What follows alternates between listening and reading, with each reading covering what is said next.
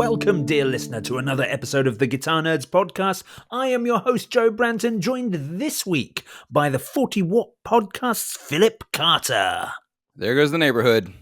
Exactly, there indeed does go the neighborhood. Welcome, Phillip. Welcome back. It's been a few weeks since we've had you on the podcast, which means you've bought a few guitars. Oh, I know. I've also sold a few things, thankfully, because this time around, I did not just have spare money lying around. So it hurts me to sell things, Joe. It's real hard. I hate it. Yeah, I want to keep awful. Everything.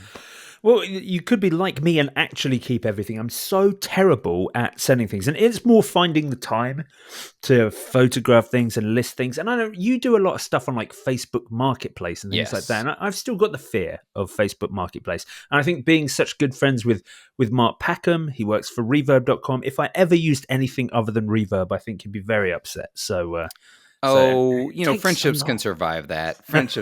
Good friendships can survive that. Also, I mean, Facebook Marketplace is really, really scary, to be honest. It can be real sketchy. There's lots of scams. There's lots of just garbage over there. But I've also found some of the coolest trades and the coolest deals by listing and just being picky. The beauty of Facebook Marketplace for selling things for me is that I list it and I'm never obligated to sell it for what somebody offers. Like on Reverb, if I list it and somebody buys it, that's it. It's sold. I don't have a chance to, as I do often, reconsider selling. But the other thing that I like is just being able to get other weird gear trade offers.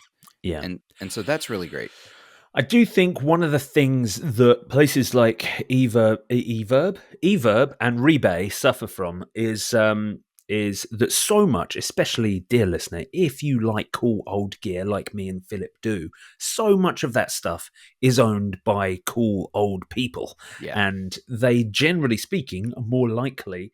You know, the generation above us, Phillip, they really adopted Facebook. That's their thing. Whereas, so the other stuff, not so much. So you're far more likely to find great deals and weird gear and cool, interesting, rare gear on Facebook Marketplace. It's all over there. Now, you got to weed through an awful lot of BS to get to it, but...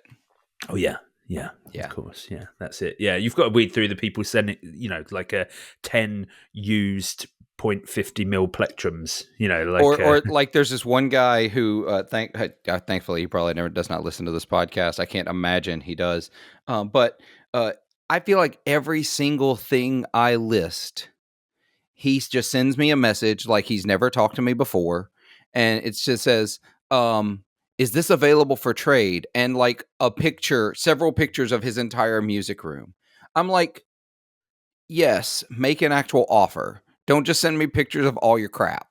Like, and it's always like pointies and like Marshall JCM 900 half stacks. And I'm like, not interested in any of that. I just alienated a large portion of your listener base. That's okay. It's fine. I think most people, most of you, dear listener, have learnt to understand that I'm not necessarily correct. My tastes aren't the right thing, but they are. I do like a very specific range of stuff. A lot of you disagree with me on those, and that's fine. And they're the right things for you, though. That's I still try and talk about the things I don't like. Maybe I should do I need to do a better job of that, dear listener? Do let me know. I got a really scathing 1-star on Apple Podcasts last week. The problem with Apple Podcast reviews is they like ding up on my phone, and it was like the end of a really stressful long day. I'd had a bunch of meetings where I was like late for deadlines on stuff, and I was working into the night, really trying to get things finished. There'd been a fault on the podcast provider that we have. They'd literally lost all record of Guitar Nerds as a show on their back end. It still existed on the front end, but it was gone. Like my account wasn't there. They found it in the end. It was a fault. But at that point in time, I was mega stressed, and then my phone's like, bing. I'm like, what's this? And it was basically someone having a go that we don't like metal. Was the sort of the gist of it. But I do like metal. But I don't, and that's okay. I mean, I do. I like cheesy metal. I've been told that I like the Mustang Sally of metal. Right. Like, and listeners, I'll tell you who they said that about. I like Dragon Force, and I realize that they are like like a caricature of metal, Yeah. but I like them. I made the mistake of going running listening to Dragon Force once, though. Well, that doesn't It was sound. it was a very fast mile, but I didn't get past that mile. Well, Yeah. I am unsurprised. Now, dear listener, this is the 17th episode in season 5.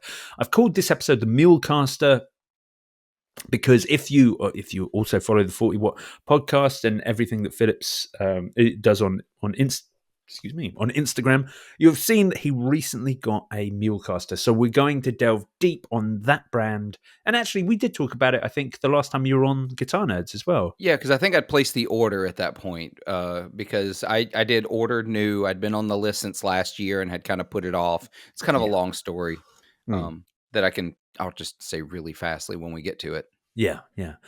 But yeah, so we're going to take a look at that guitar. We're going to talk about that guitar and a few other things.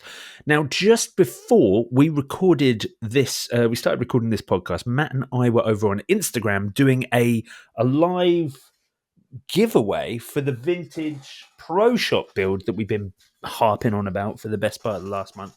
I had all of the names were in this lovely bag. If you're watching, dear viewer, Matt and I had picked like a top 20 names, and we chose the winner out of those. The winner, if you haven't seen from the announcement on Instagram, or I'll announce it on all the other social media platforms, but if you haven't seen, the winner that came out was Coxie Loxley, Martin Cox, over on Facebook, on the Facebook group, the Guitar Nerds Facebook group. He came up with that. I really liked that one because it was, he had one of the stipulations I'd said for the giveaway was, you could make it about the color, the brand, yourself, us, whatever. Few people made it about themselves, and I really liked that he managed to work his name in with Loxley. Obviously, the Robin Hood reference there. The guitar was, of course, British Racing Green, or Sherwood Green. It's one of the two. I don't know which one it actually was. I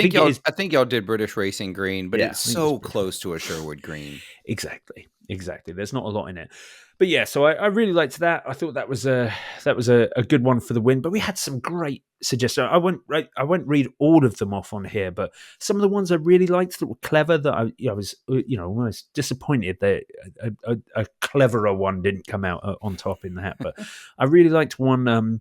I'll pronounce it wrong, but coniero, which was Latin for a chant that's made together. Okay. Sort of thing. So I was like, oh, I like that. There was sort of attention to detail there. The doesn't really roll off the tongue, though, does it? No, not quite. And one of our favorites was Nurkle Zither, which is Nurkle is the original word for being studious. So it's where nerd came from as a short, and zither being one of the first strung instruments. So it's nerd. It was nerd guitar. Yeah, exactly. So I did really like that. I feel like that needs to be a band name really badly. Yeah, exactly. Yeah, that would be good. But there were some great ones. I really liked what one person had called it the NERD, nerd, as an abbreviation, and it stood for New Evolution of a Retro Design, which that was good. That's very corporate America. Yeah, it was. And my other favorite was Gordon Bennett, which is, I don't know if you're familiar with this, Philip, but Gordon Bennett is something we say here in the UK. It's kind of very specific to London. It's a Cockney expression, and we would say Gordon Bennett, and it means, oh my goodness. It is. It's like, oh yeah. It could also, I feel like I can figure out the origin, what that's meant to be. Those of you that have ever watched Firefly, it feels like it's the same origin as Goram. If you've ever seen, have you familiar with Firefly? I am, but I don't. It's been so many years. I used to love that show more than anything. Yeah, the worst show to ever get cancelled. But agreed. But I'll put it in the chat. That's what it's a shortened form of. I see. Right. Okay. Yeah. So Gordon Bennett probably had some sort of slang that was around that. But Gordon Bennett, the fellow, was a New York-based millionaire who put a lot of money into racing. And between 1900 and 1905, he had a French race cup called the Gordon Bennett Cup, and it was the first time that green was applied to the British cars in the race, creating British Racing Green. That is really, really inside baseball. I know. That's real deep diving. I know. I really wanted that one to come out of the hat. It was if I was picking like my favorite name, I'd have probably picked that one. Yeah, that is a really, really good name. Yeah, it's a good old deep dive. I'm disappointed that one didn't win. Actually, yeah, I know. No offense, Martin. Yeah, well, I think Martin is somewhere in Europe, so I'm looking forward to not having to pay the import charges if it had gone to America. Because I was like looking at this and I was like, yeah. You bear in mind our audience is something like on Instagram, our audience is something like 70% US. So on the podcast, it's something like 40-50% US. That makes a lot of sense. So I was like, oh, someone in the States is going to win this, and it's going to cost me hundreds of pounds to send it to them.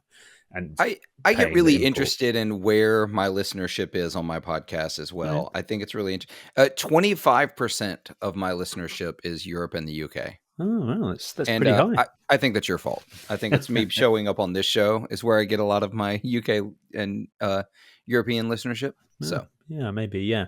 I think ours is only 30% in the UK guitar nerds, but then with a big split of everywhere else. Yeah. But yes. So sorry, I've got a tissue, dear listener. If you're viewing, I've woken up with a random cold, so I'm pushing through. But yes, this week we do want to talk about the Mule Caster. We want to talk about. I've been putting together a partition bass, a precision bass out of parts. So we're going to talk about that. And that one rolls off the tongue too, really well, doesn't it? yeah, not the best, but. And I think there's another guitar of yours we're going to talk about, and we might touch upon a little bit of news because there have been some interesting releases that have come out recently. Should we start for a change on this podcast? Should we start with the actual subject for this week's podcast? Mule Caster. That sounds like a great place to go first. So, dear listener, if you're not familiar with Mule, the brand, then you should be.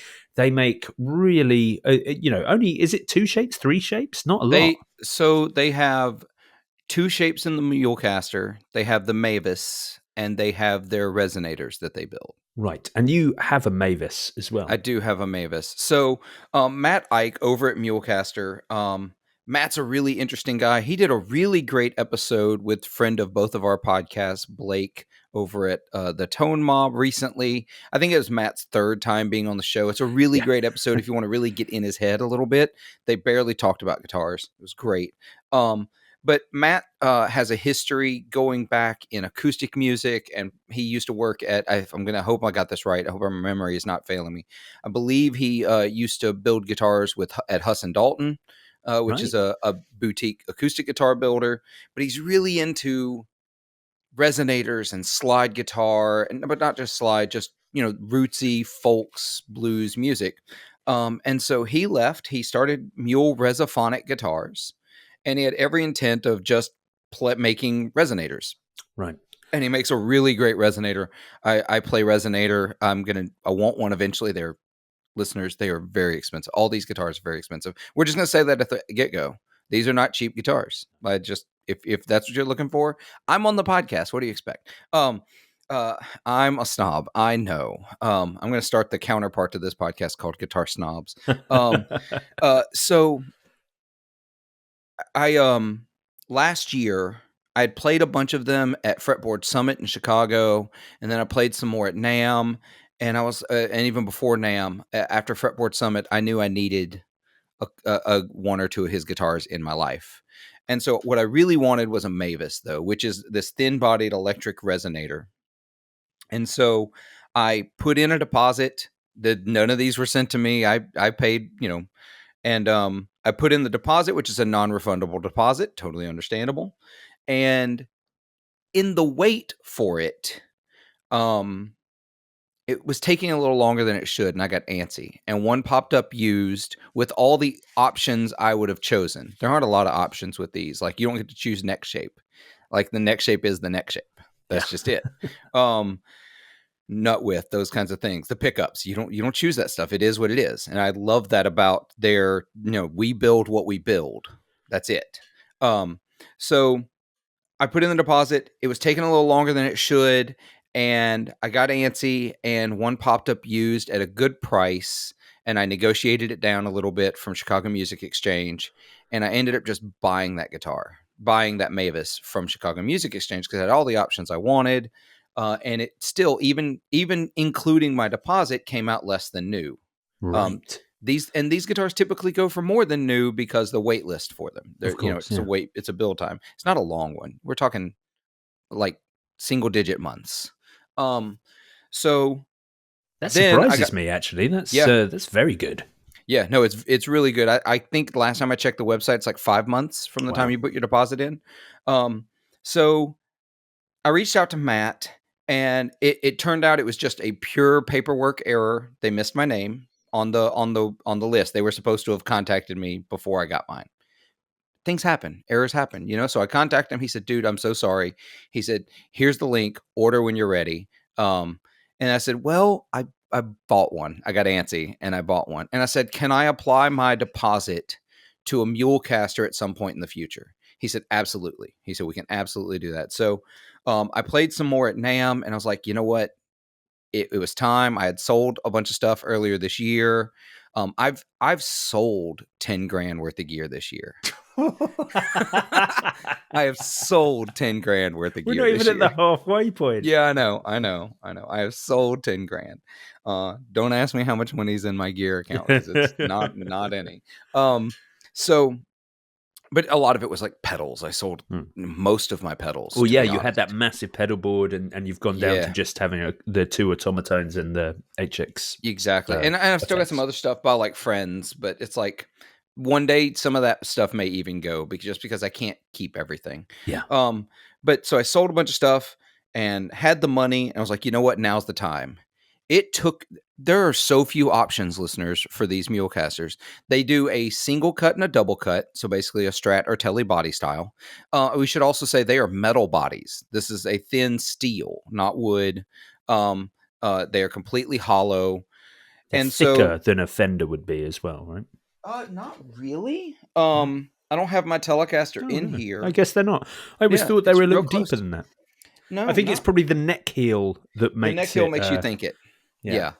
And of course the neck heel is so obvious because you've got wood to metal, and that feels so obvious. Like, it really stands out in your mind. Yeah. When you're playing, you don't notice as much. But so you got you got single cutaway, double cutaway. On the single cutaway, the Tele style, you have a big thin line Telecaster style guard, or you have a small Cabronita style guard. Oh, that is the dream. I mean, I love both, but I would always choose Cabronita if presented with the option. Yeah, see, I love the big thin line guard because I love the tort. I love the faux tort that they use because it just looks so good. And so it took me a little while to really decide on finish. Ultimately, was what I was trying to decide, is like, what color am I going? And then I kept seeing there's an Australian guitarist named Adam Miller. He's an incredible player, and he plays a Telecaster that may or may not have actually influenced the first Mule Caster, thin line Tele. And so I was like, I'm going to get that because it's in a cream or white, like a faded white. And so that's what I ended up ordering, and it came in a couple of weeks ago finally. And I could not be more excited. Oh yeah, the other option you can decide is whether it's baritone or standard tuned. There's nothing else that changes about the instrument. You can't pick the pickups, but you can choose the tuning. Exactly. Isn't it beautiful? And so Matt makes a big deal of this on the website. He says, when you get it, if you don't like the baritone or you don't like standard tuning, you can just put other strings on it. There's nothing necessary. It doesn't need to go to a luthier. You don't have to change the nut. You don't have to change the nut. Nothing. Wow. It's wild. And so I said, well, let's go with baritone and let's see what it sounds like. And if I really love it as baritone, I'll leave it that way. If not, I'll switch it. In fact, I'll probably... the strings? Are they 17s? That's, you know what? Before we started recording, I told myself I was going to look that up. And so that I would have that information available. And I messed up and didn't do that. So I'm going to try to do that while also talking at the same time, which is such a wild way to do things. Guitar Nerds is sponsored by iZotope and Native Instruments, two companies who provide the bulk of the recording and editing tools used by Guitar Nerds. If you have a home studio or if you're thinking about getting into demo recording from home, then iZotope and Native Instruments provide the tools that you need to make premium quality recordings with ease and with virtually no equipment other than your guitar and laptop. iZotope make all the voice editing and audio repair tools that I use for the podcast each week, and Native Instruments Guitar Rig 7 is one of the best, most comprehensive collections of virtual effects and guitar amplifiers available anywhere. Use discount code NERDS10 on any product in the iZotope and Native Instruments catalogue for 10% off their fantastic range of tools. So I think that Matt is making the coolest guitars. Are they the most versatile? Yes, they're 17 to 64. 17 to 64, yeah. And so I think Matt and the folks over at Mule Resophonic are making the coolest guitars. They may not be the most versatile instrument in the world, although I would say the Mule Caster is extremely versatile. They may not be the most customizable instrument on the planet, but what they are just absolute inspiration machines. The first time I picked up a Mule Caster in Chicago at Fretboard Summit, I just started playing things I'd never played before. And that's when I knew I have to have one of these, because this makes me it's a 6-string guitar with 2 pickups and a 3-way switch, and but this isn't groundbreaking things here, but it seemed so different in my head that it made me do things differently. And yeah, it's in my this is absolutely one of my, if I have to get rid of everything, trim down to 2 or 3 guitars, this is in the 2 or 3 that I keep. That's very cool. Do they make their own pickups as well? They do. They make their own pickups. They call them the Tom Thumbbucker. Right, and they are humbuckers. They are mini humbuckers. Yes, it's the same. It's the same pickup they put in their resonators. It's the same pickup they put in the Mavis. It's the same pickup they put in the Mule Casters. Well, that's very cool. That's I guess if you're going to hang your hat on one pickup, a mini humbucker is not what I expect to be the choice, but. And they sound so good. They just sound good. The one in the Mavis sounds amazing. Yeah. And so they appeal to me. They're very me listeners. If you've heard me on this podcast or heard me on my own podcast, you know that I'm very much like a blues, Americana roots kind of guy. It is that sound. It's so vibey. It's so unique. It's so very much its own thing that it's easy to find your voice on an instrument like this because it's got so much character. Yes. Yeah. Character is what this instrument has in droves. And of course, I guess the most famous player for me of this guitar that I can think of is why is his name gone? Ariel Posen. Yeah. So the whole baritone strings on it is called a Posen caster because Ariel was the first one who was like, yeah, that's what I want to do.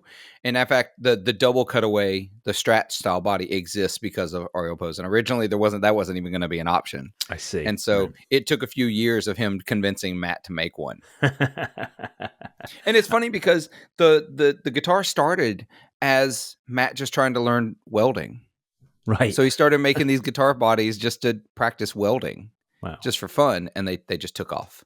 Yeah, yes, evidently, clearly. I'm still really surprised and impressed that it's like a 5-month wait. That's a very reasonable wait list for this. Yeah. I can't believe you got antsy in that short window. I did. I got super antsy.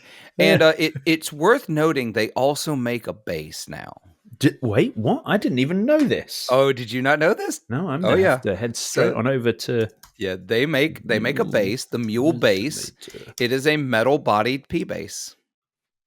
What? Oh no! I just spent all my money. I can't now. Oh, the Thunder Mule. Yeah, there it is. Yeah, the Thunder Mule, dear listener.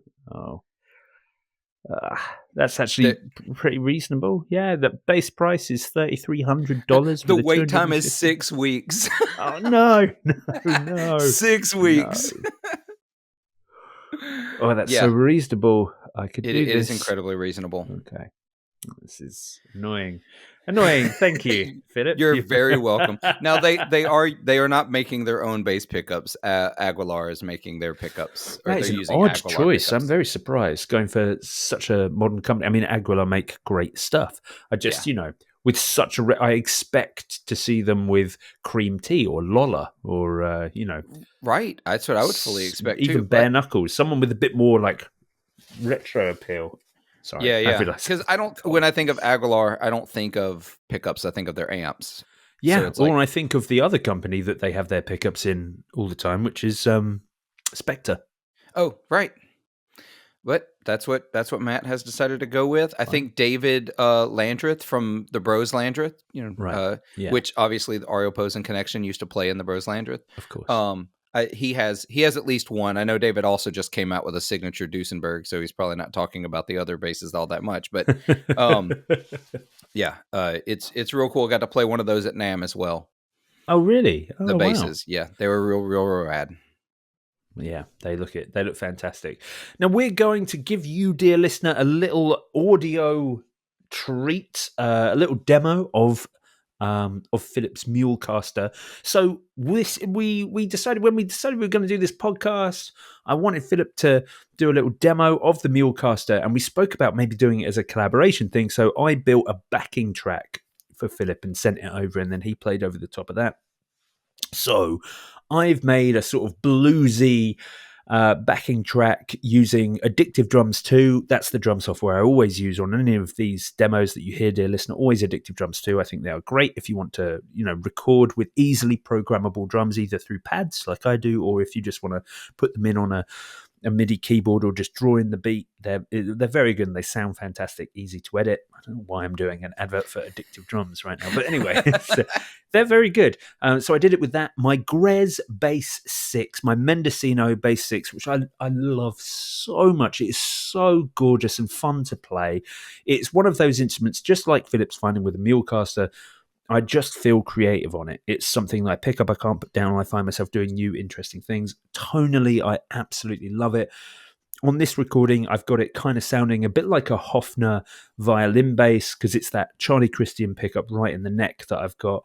I'm palm muting and playing fingerstyle, and I'm running into an Ampeg B15 plugin, and I've got the Universal Audio LA2A compressor, which I'm really ramping up the gain, so it really captures it. You really get the pick attack on the palm muting, which I love it when you've got that compression that's a bit over the top. Then I'm providing Grez Mendocino, my normal Grez Mendocino single cut strung with flat wounds, is just doing a couple of rhythm guitars in the background as well. I used Neural DSP Tone King plugin for both of the guitars in the background. What did you use as your setup along with the Mule Caster? So I played the Mule Caster into a Mythos Olympus overdrive, which is, I think, based on a Gainster circuit, into Two Rock Traditional Clean. I then mic'd the Two Rocks 2x12 cab with a Lewitt MTP 440 DM, which is their dynamic microphone. I hate making these comparisons, but think an SM57. Yeah. And I used an Alder Audio H44 ribbon microphone and paired those. And I just sent you the one file of the mix of those two microphones. Yes, that was great. You sent me those as a stereo file. That was really useful. Now, I did apply a little bit of Universal Audio pure plate reverb to the guitar tracks afterwards, just subtly, and you won't really hear it. It was more to just get it to sit in the mix a little better, just to make it slightly less dry. But other than that, because there was a little bit of reverb from the amp on as well, so just needed a little glue. Exactly that. But let's take a listen, and then we'll see what you think.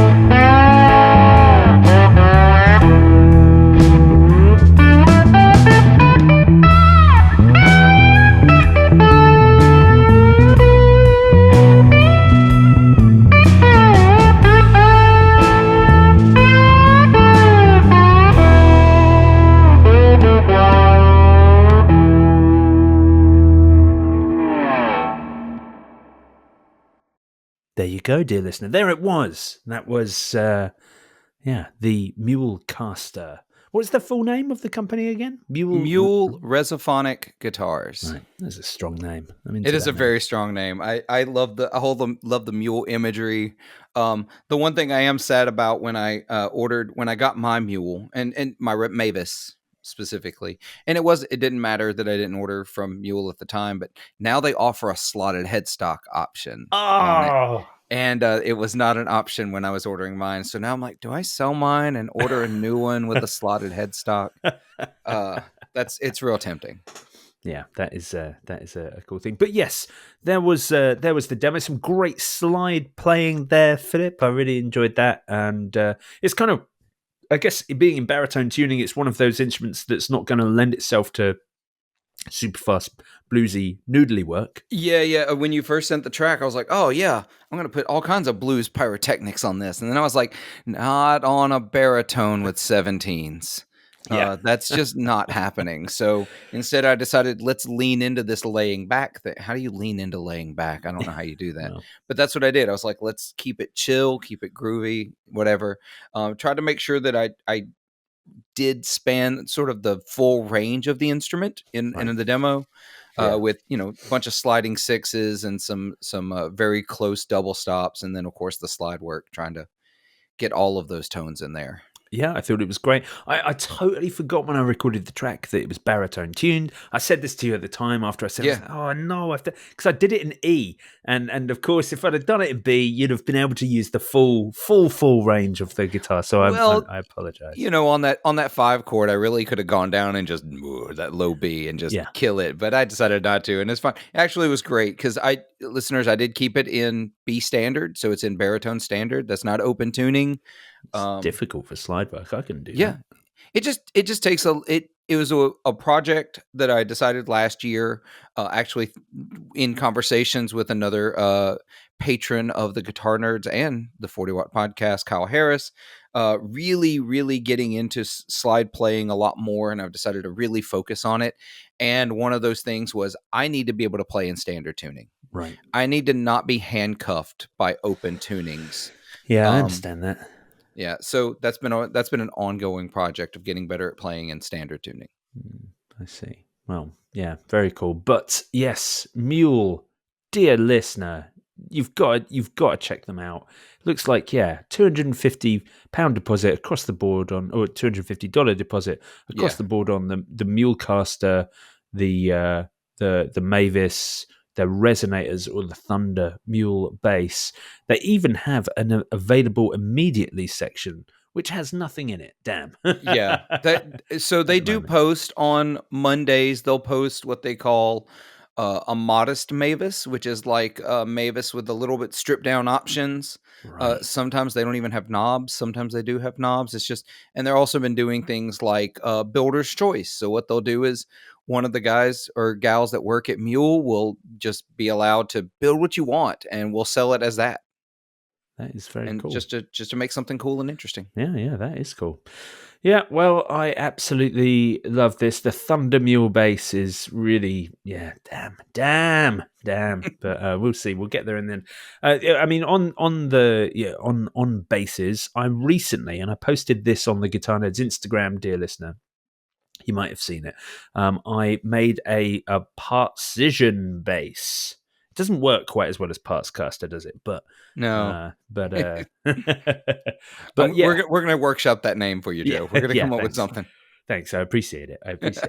But yeah, I was so I had a few bits that have been lying around recently, and I really want to get them together. And I finally, eventually, put together everything over the weekend. So I had this like no-name precision bass body, something random, but proportionately it was cut very well. It was made from alder. It was perfectly good. I picked it up super cheap, from a friend of a friend sort of thing. But it's it definitely had potential. It was just finished very, very badly. So I gave it to Matt Oram over at Fidelity Guitars, and he stripped it and refinished it in kind of a mid-relic Olympic white. It looked great. His nitro finishing is just really good, really high quality. Couldn't have been happier with the body when it came back. And I popped a set of Lola pickups in there.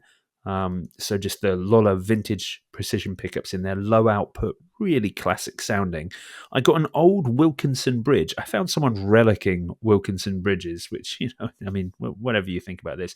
This one's actually slightly over relics because a couple of the thingies are stuck, are like rusted in. Oh, no. So, Guitar Nerds is sponsored by Stringjoy Guitar Strings, the world's first true guitar string custom shop.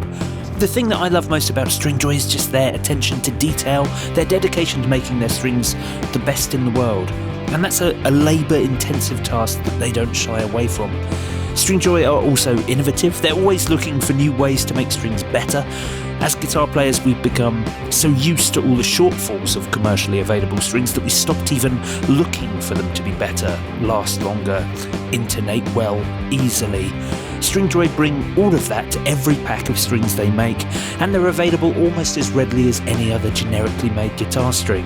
Stringjoy strings are available at stringjoy.com and at 400 plus dealers across the globe. If your local store doesn't stock Stringjoy yet, ask them to. Which is actually a problem for setting this up. I need to change that, but nonetheless, that'll be fine. So I got this this relict Wilkinson bridge on there, and the neck that I had was an old Japanese 62 reissue precision-based neck, which is great. They're 7.25 inch radius. They're not too deep, so they're still kind of quite fast to play. Mm-hmm. And this one actually, before me, had been refinished in a nitro and aged, so you had gorgeous lacquer cracking on that. They'd sanded the gloss down on the back of the neck, which I know is like a popular thing for custom shops, but I actually like sticky nitro, so I was like, but still, it looked great, and it really felt the part, and those Japanese necks are made to a high standard. The rosewood was gorgeous and dark, not like modern Fenders, where it's very, very light, a light wood now. And I just had a standard, like a 3-ply black precision bass scratch plate on there. I got a Jaguar mute kit that I fitted to the bass, that I drilled the body for and fit a Jaguar mute kit on the bridge. And I splashed out on a set of Labella flat wounds. I got their 110 to 54. Weird that it's 54 and 55. 110 to 54, which are their 1954 spec strings, so that I could get it down into D standard. And so that's the complete thing. Aged Olympic white, flat wounds, Jaguar mute kit, Lola pickups, nitro finish. I couldn't be happier with kind of how it turned out for something that I spent relatively little money on. This is the best results I've ever had from a Partscaster style instrument. This thing is, if I was to pick it up in a shop and someone was to tell me it was custom shop, I think I'd believe it. You'd buy it. Yeah, exactly. It's really, really good. I couldn't be happy with how it's turned out, and it's made me want to do more Partscasters. It's not something that I've ever done. I always send them off to other people, or I'm always like, I could build this in parts, or I could order a custom shop, and have some company do something like that. Like I go to Rigby Music at the moment, are putting together a bass for me. That's instead of me putting it together myself, which is going to be inspired by the Mark Hoppus precision stroke jazz bass thing. But have you ever done a Partscaster yourself, Philip? I've done a few over the years, and it's various reasons. Maybe something just needed to be changed in general. I don't enjoy them as much as some people do. And I know why it is. It's just it's a lot of work, and I know that when something doesn't work, like when something just doesn't work, maybe the holes don't line up, or maybe, just something wasn't what I thought it was going to be. It gets really frustrating. Yeah. And I worry about sinking money into a project and then it not working. Yeah, it not end up being the thing you wanted it to be. Right. And then it's not so much the money then. I think it's the work. It's the time. The time it feels wasted. And I I keep myself very busy, and that's time that I could have been spent doing something else, and I get frustrated with it, so I just don't do it. I understand the appeal. I totally understand it, because I wish I got as much joy out of it, because it seems like a ton of fun. Like you talking about it, it's like I could put together a P bass Partscaster project. That sounds fun. No, it doesn't. I'd have to track down the parts first of all, because you luckily had a Japanese P bass neck lying around. Yeah. You know, It's not true. This was not everyone has a back pantry full of bass necks that's just waiting for a project for them to go on. Yeah, fair. That is fair. Yeah. Well, I still think it's definitely something that if you've never done before, dear listener, it's definitely worth trying. Partscasters can be an awful lot of fun, but I do agree with you, Philip. They can also be just take a little bit too long. They can be a nightmare too. Like they can end up just being a nightmare and not at all worth the time and effort you put into them. Yeah. But that's the thing, you go into it knowing. Yeah. And so I can't bring myself to do it. I want to be that guy. And I've already got a reverb tab open looking for bass necks, but yeah. Okay. Well, moving on from Partscasters, I did want to talk about another guitar of yours. Yeah, well, it's a borrowed guitar. Yeah. So listeners, this is going to be very hard for me to describe to you. I need you to understand that before we get going. I'm looking forward to your attempt to describe this guitar using only verbal communication. I know. Y'all, here's the deal. We're like, I don't know how many minutes with ads and all that other stuff into this podcast, but go over to YouTube and find the video of this so you can see what I'm talking about. So I got sent a guitar from my buddy Justin Motander of Motander Guitars. And Justin is one of the most innovative guitar builders I've ever met. And I don't say that because of his guitars. And I'm pretty sure he listens to this podcast. And so this is where I'm going to mildly apologize to Justin, even though I've said it to his face. He knows the shapes and styles he uses aren't really my thing. And that's fine. He does have a few that I'm absolutely in love with, like the aesthetic. I feel like he nailed this like mid-century modern. That's what I like that he does when he does those. Like it is that Jetson style. It's got that sort of space in the 50s kind of feel to it sometimes, and I really like that. Sometimes his stuff is modern, and then I'm like, I'm not so into that. But when it is that, as you said, mid-century modern, I love that look, and he does it very well. Gorgeous lines. Exactly. Yeah. The lines, especially with some of his use of pick guards and the way he styles them around his body shapes, they get really, really, really great. So I've got one. I don't have a model name because this is a prototype. I don't know that he's even named what it's going to be. It is sort of, it is an elongated SSH guitar with a stop tail. With sort of like a chopped telly Schaller stop tail. 3 knobs.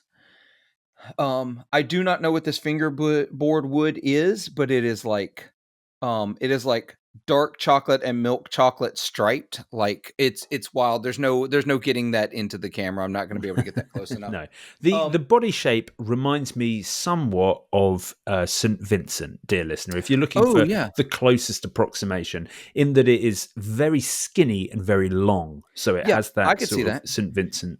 If the St. Vincent were a surf guitar. Very well put.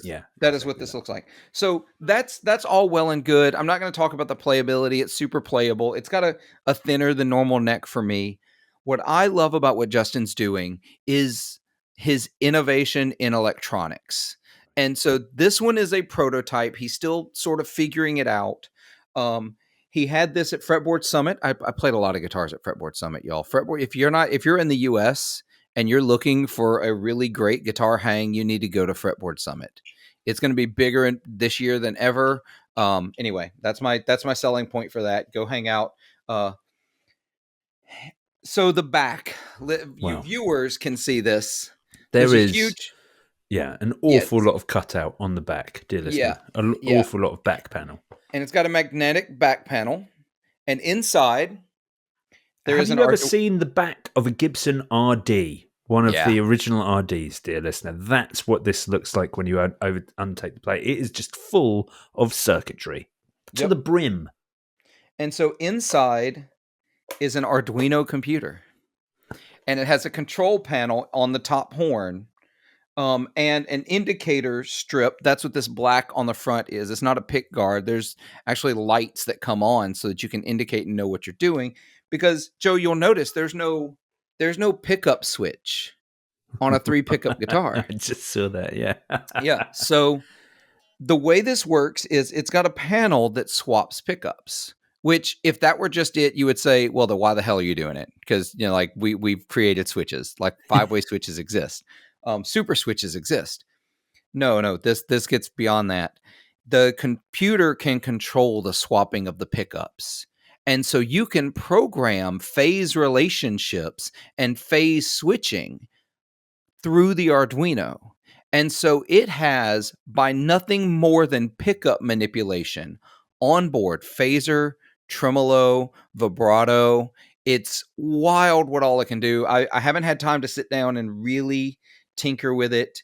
And I'm going to make a video on it at some point, but it is mind-bogglingly cool. The amount of sounds that you can get out of this guitar by manipulating it. That is not going to be for everyone. Not everyone is going to find that cool. And there's a lot of you listening right now with mouth agape. Did Phillip, Mr. Vintage Gibson Carter, say that he likes something with a computer inside of it? Yes, I did. I think it's the raddest idea. Another invention that Justin has, he has, I don't even know how it works. He sent me videos, but he has a completely reversible modification. That's the word I was looking for. Right. A completely reversible modification for hardtail guitars that basically adds a vibrato.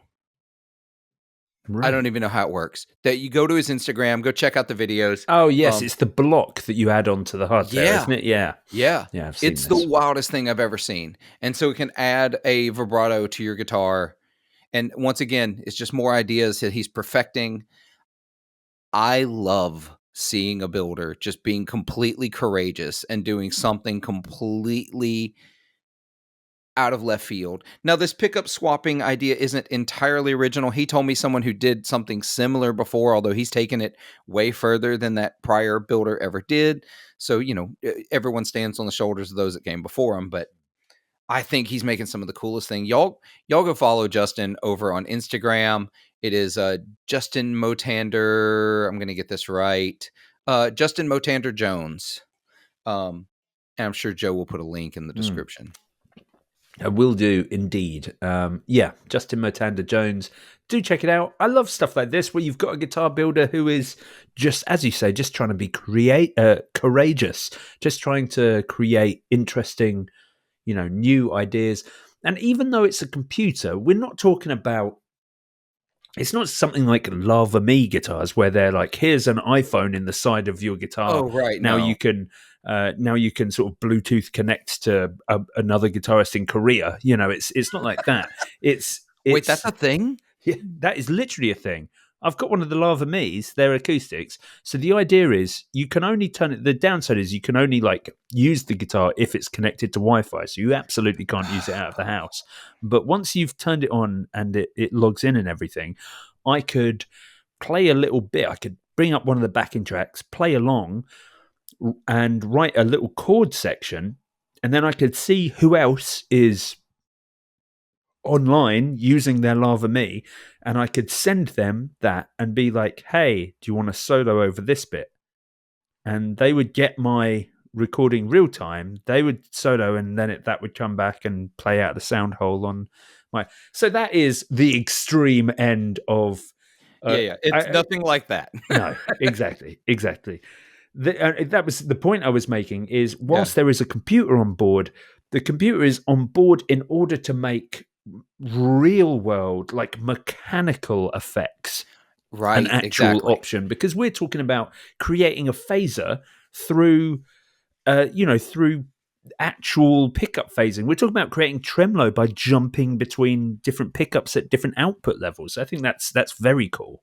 It's the coolest sound, and I can't wait to really deep dive into what it's capable of, and honestly, to see what he comes out with further in the future with the idea, because it can honestly, it's at a point it can do a lot of things. There's so much you can do with just manipulating volume, tone, and pickup selection. Yeah, Just yeah. by that alone. Exactly. I think that's so interesting, so unique. Yeah, really looking forward to your video, dear listener. Make sure you watch Philip's 40-watt podcast video on the Motander when it is done. There's no name for it, right? It's just a prototype at the moment. Right, it's just a prototype as far as I'm aware. If Justin told me the name, I'm sorry, Justin, I've forgotten it.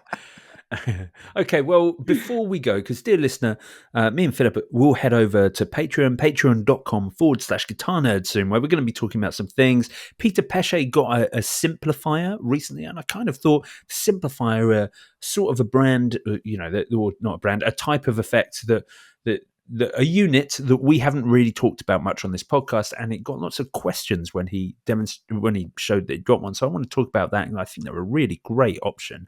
So we'll talk about the simplifier over on the Patreon, amongst other things. But before we go, maybe let's talk about one piece of news. And Philip, I will let you decide what from our list of news items we've got. We can talk about Antigua being back in Squire. We can talk about Moog clones. There have been a few more of those. There's, of course, the IK Multimedia Tonex 1. Thorpe effects have brought out the Chris Buck actual valve loaded effect. And, of course, the big news, really big news for this week, Strymon Big Sky MX. Where do you want to go? What do you want to talk about? I tell you what, the one I want to talk about the most is maybe the most surprising one, and it's the IK Tonex one. Right. Because let's be honest, if I don't know what I can say good about the Antigua. I know you like it. That's okay. The Strymon Big Sky feels like it was due an update. It's been around for a long time at this point. It's the best selling reverb pedal of all time. It's got to be, right? Probably must be. Must be. And the Thorpe Chris Buck, I love Thorpe. I love Chris. I love tube overdrives. That's great. I love that it's there. Maybe I'll try one at some point. But the IK Tonex one, I think I did a whole podcast episode talking about this. I brought Scott from the Effects Loop on, who plays in church gigs and, those kind of like modeling gigs. He's had the regular Tonex software since it came out, and the Tonex. He also uses a Quad Cortex, and he's used Kemper, and right. So he's really an authority on this style of gear. Exactly, way more than I am. The worship scene really are, aren't they? That's kind of their thing. It's been a it's funny because everybody was like, oh well, everybody when the Quad Cortex and the Kemper and like they thought they were the Helix killer. I'm like, no, because Line 6 has no interest in capture technology as far as I can tell, because they're into modeling things. I know this is overstating to a component level. They say component level. Whatever level they actually model things, they do a really, really great job of their amp models. And once they fixed their cab models, the amp started sounding really, really good. Yeah. I hear a lot less people talking about having to have all of these IRs for their Helix units now, because the speakers on the speaker simulations are so good now on the Helix. It's totally different animal. It's a completely different animal. And I wonder if the Tonex, I know Kemper just came out with their Kemper Player, right? The smaller, more affordable version to put on your pedal board. Mm-hmm. I have to wonder if this doesn't just rain all over the Kemper Player parade, and maybe to some degree the Quad Cortex. Quad Cortex is a little more. It does a little more, but for $170, that is crazy price. It's insane. Crazy price for a pedal the size of a Moore. Tiny mini pedal. You stick it to the end of your pedal board, or you put it in your gig bag. You capture your actual amps, or access the huge library they've already built of captures, and you've got it on your pedal board. You can have your actual amp with you as a backup or as your main rig. And I love the IR2, and I love the other options that are out there. But Tonex is out here saying, hey, we can do that. We can do captures, and we can do it cheaper than you can. And we can sound good. The intro to my podcast is a Tonex, Joe, that you recorded. Like the music is your Tonex I demo. still absolutely love the Tonex. The only reason that when I record demos, I still tend to favor the Neural DSP Tone Master is just because I have like presets set up on that, and I guess I've never really bothered with the Tonex building presets. If I did, I'm sure I'd use that because it is the sound quality from the Tonex. I mean, we said it at the time, didn't we, when it came out, and I said it a lot at the time, but I didn't expect anything from this. Is IK Multimedia. They make phone adapted, plugins for home practice. It's not for Guitar me. Rig. Yeah, they make Guitar Rig and exactly. the iRig and exactly that stuff's not for me. And so when they sent it, I was like, I put it off for a couple of weeks, like even unboxing it because I wasn't excited about it. And then when I did, I was like, oh, this actually sounds fantastic. Like the Dumble stuff on there sounded fantastic. And so the fact that they have taken this, put it in an even smaller unit, so it's perfectly pedalboard friendly. I just think it's so good. Obviously, the downside that we're not talking about is you've got very limited onboard control without plugging it into a computer. And as far as I'm aware, it's not app driven. So you'd literally have to have a computer to USB it in to choose things. But what you're essentially doing is you load in, is it 12 or 20? Yeah, 20 preloaded presets can be loaded in. So that's a decent wedge that you then have some control with over the actual unit itself. But even with that limited, because of course people are comparing it to the IR2, right? Because the IR2, really easy to dial it in for every single room you're in, and that's the advantage of the IR2. For the price of this, with the quality of sounds you're getting, even though you don't get that versatility, that is a lot of quality for not a lot of money. There's a whole lot to love about it if you need that kind of control.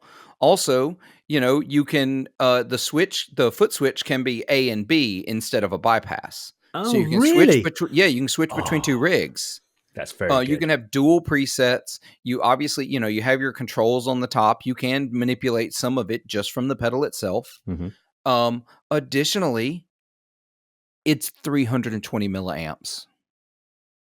You can power it off one output of your whatever power supply you're using, assuming you're not using like an old school pedal power 2 that only has like 100 or 200 milliamps. But 320 milliamps is lower than every other option that does capture, that plays captures. Yeah, and at $170, okay, it doesn't have stereo. Buy 2 of them.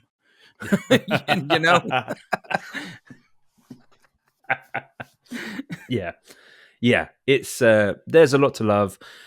Tonex really came out of nowhere because everyone's doing a budget option like Hot Tone and Valaton and all of the entry, Moore, all of those sort of entry level companies. They offer something like this, but I had a friend who got the Moore or the Hot Tone one, and he ended up being like, well, the latency is so much that I can't gig this.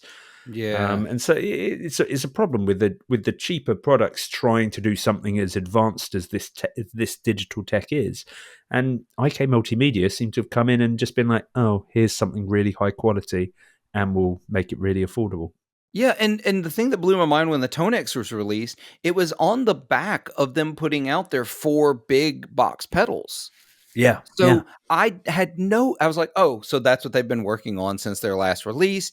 You won't see anything from them for a while. Then like literally the next year they drop, oh, you like captures? Hey, we can do that. Let's do that. And it was the nonchalance of their release. I'm probably projecting that onto it. They probably were extremely stressed, extremely frustrated. I'm sure they worked very hard to get it out, but it seemed very nonchalant of, oh yeah, we can do that and beat this price. Let's go and sound great. Yeah. So I'm excited about it. I don't know that I'm excited enough to buy one just because I would be buying it because I'm excited about the existence of it. This would not find a home in my rig and in my playing.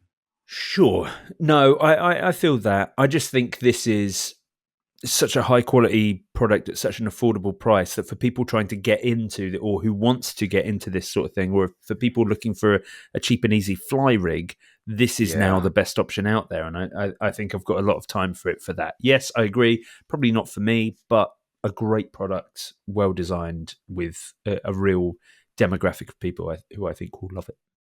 Absolutely.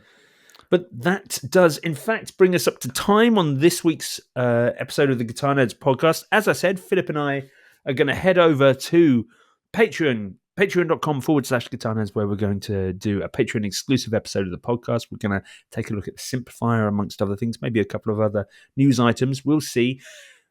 Before we go, I want to thank all of our top tier, our $10 tier Patreon supporters. I want to thank them by name for helping support Guitar Nerds through the years. If you want to become a supporter of Guitar Nerds, dear listener, you can. There are several tiers at which you can join, and you can get access to our Patreon exclusive episodes and our back catalogue as well. Here's all the wonderful people. Thank you very much to Stefan Carlson, to Nicholas Strom, Rocket Rob Patterson, Phil Sadler, Marcus Deluxe, Suresh, Dosonic Pickups, Rob Witherden, Anton Friant, Barry Gresbick, Steve Davis, John Conaway, Yogi the Guitarist, Ty Allen, Kyle Harris, Sean Hughes, Andy Hoffler, Eric Hemmer, Jeffrey Wax, Dan Pilver, Brian Einsler, Dylan Griffiths, Mark Kizao Kadawaki, Eric File, Peter Pesce, Chris Franklin, Andy Manley, Joe Puttick, Blake Wyland, Phil Radomski, Dave Lee, Ross Edwards, Jason Wharton, James Dorr, Jake Gray, Derek Rich, Scott Kennedy, Steve Merkel, Abe Matthews, Christopher Losef, Stephen Burke, Robin Smith, Kytopia the Band, JD Short, Andy McKenzie, Brad Page, Rob Nordvik, Scott O'Brien, and of course, Moog Gravit. Thank you very much, one and all. But yes, as I said, we're now going to head over to Patreon. Thank you very much for listening. Phillip, thank you for being part of Guitar Nerds once again. Always happy to do it.